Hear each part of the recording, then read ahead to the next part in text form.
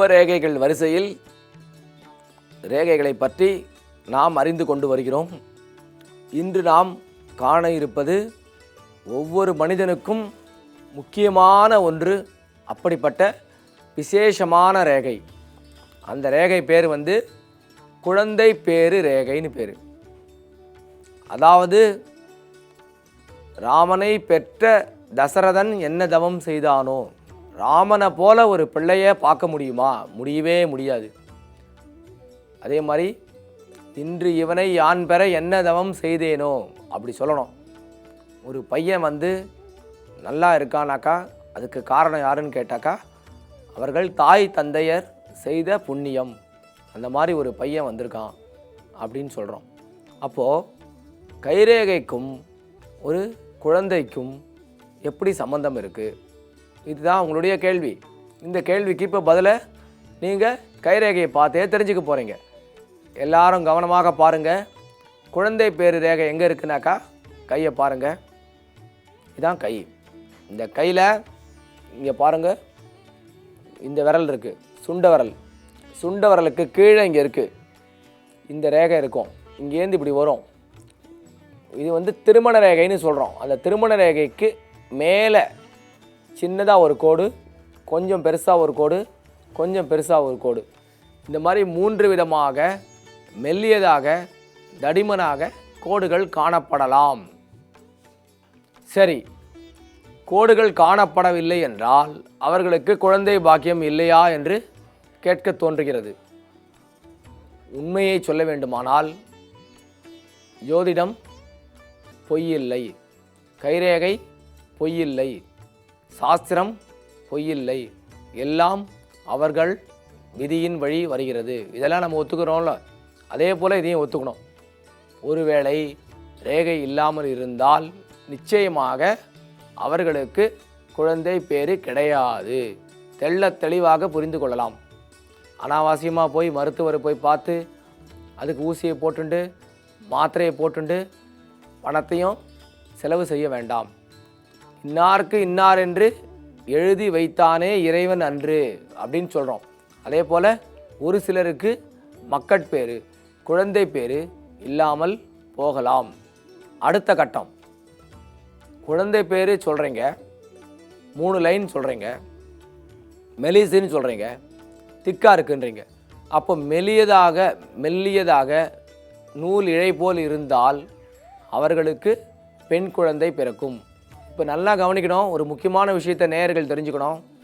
தயவு செய்து, உங்களுக்கு தெரியும் அரசாங்கத்தினுடைய ஆணையே இருக்கிறது.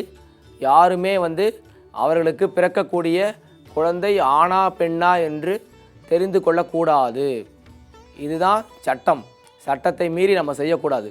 ஆனால் நம்ம கையில் இருக்கக்கூடிய விஷயத்தை வச்சுட்டு ஓரளவு அந்த கையின் மூலமாக ரேகையின் மூலமாக நமக்கு பெண் குழந்தையா ஆண் குழந்தையா என்பதை தெரிந்து கொள்ள வாய்ப்பு இருக்கிறது.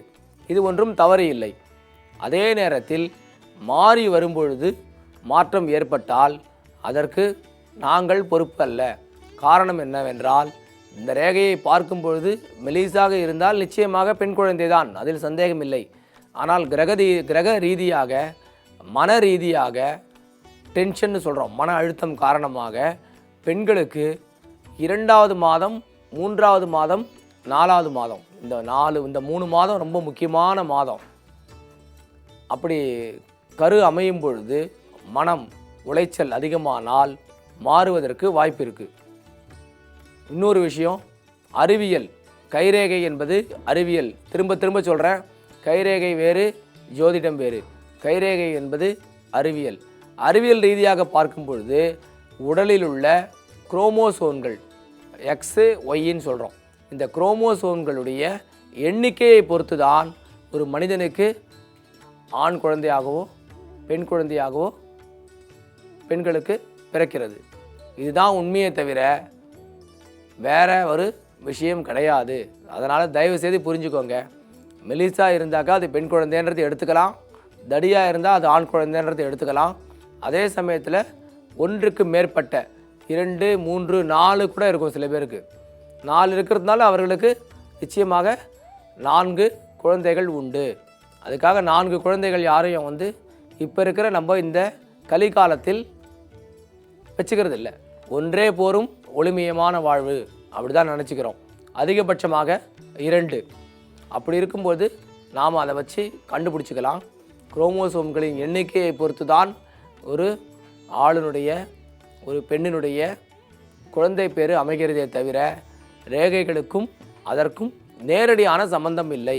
அந்த ஜீன் மூலமாக பாசிட்டிவ் சிக்னல் ஆகி அது கையில் ரேகையாக படிஞ்சு அந்த மெல் இழை திரும்பவும் பாருங்கள், இந்த இடத்துல இருக்கும் திருமண ரேகை, இங்கே இருக்கும். இந்த திருமண ரேகைக்கு மேலே மெலீஸாக ஒரு கோடு, ரொம்ப மெலீஸாக போச்சுனாக்கா ஃபீமேல் பேபி, பெண் குழந்தை. மருத்துவர்கிட்ட சொல்லலாம், டாக்டர்கிட்ட பார்க்கலாம், நர்ஸுக்கிட்ட சொன்னால் கூட தெரிஞ்சுப்பாங்க, தப்பு கிடையாது. ஆனால் சட்ட ரீதியாக நம் கையை நம்ம பார்த்து ஓரளவு தெரிஞ்சுக்கலாமே தெரிய, மற்றபடி ஸ்கேன் எடுத்து அதை தெரிஞ்சிக்கக்கூடாது. இதுதான் உண்மை. அதே மாதிரி இந்த இடத்துல பாருங்கள், டார்க்காக இருக்கும், திக்காக போச்சுனாக்கா அது ஆண்களுக்கு உண்டான ஒரு விஷயம். அதாவது பிறக்க போகிறது பையன், ஆண் அப்படின்றத ஊர்ஜிதம் பண்ணிக்கலாம். இதுதான் இந்த ரேகையினுடைய சிறப்பு அம்சம். காரணம், ஒரு மனிதனுக்கு எவ்வளோதான் பணம் இருந்தாலும், எவ்வளோதான் செல்வம் இருந்தாலும், எவ்வளோதான் அந்தஸ்து இருந்தாலும் குழந்தை பாக்கியம் இல்லை அப்படின்றது வந்து ஒரு பெரிய கவலை. அந்த கவலை, அந்த மனம் இருக்குது பாருங்கள், அது வந்து அந்த ஆட்களுக்கு தான் புரியும். அப்படிப்பட்ட வாழ்க்கையை ஒரு மனிதன் வாழ்வது என்பதை காட்டிலும் அதை மாற்றிக்கொண்டு நல்ல வழியில் குழந்தை பேறு ரேகையை நாம் தெளிவாக புரிந்து கொண்டு அந்த ரேகையை வளர்த்து கொண்டால், அதாவது 20-22 வயசுலேயே அதுக்கு உண்டான வேலைகளை நம்ம செஞ்சாக்கா நிச்சயமாக குழந்தை பேர் உண்டு. இப்போ கலிகாலம், எவ்வளோ ஸ்பெஷலிஸ்ட் இருக்காங்க, எவ்வளோ டாக்டர் இருக்காங்க, ஒன்றும் பெரிய விஷயமே கிடையாது. அதனால் இந்த உலகத்தில் நாம் நினைக்கக்கூடிய அனைத்தையும் நிச்சயம் பெறலாம் என்பதற்கு உத்தரவாதமாக அமைவது தான் திருமண ரேகைக்கு பக்கத்தில் இருக்கக்கூடிய அந்த ரேகைகள், அதாவது குழந்தை பேறு ரேகை. இந்த ரேகையை பற்றி இன்றைக்கி நாம் தெரிஞ்சிட்டோம்.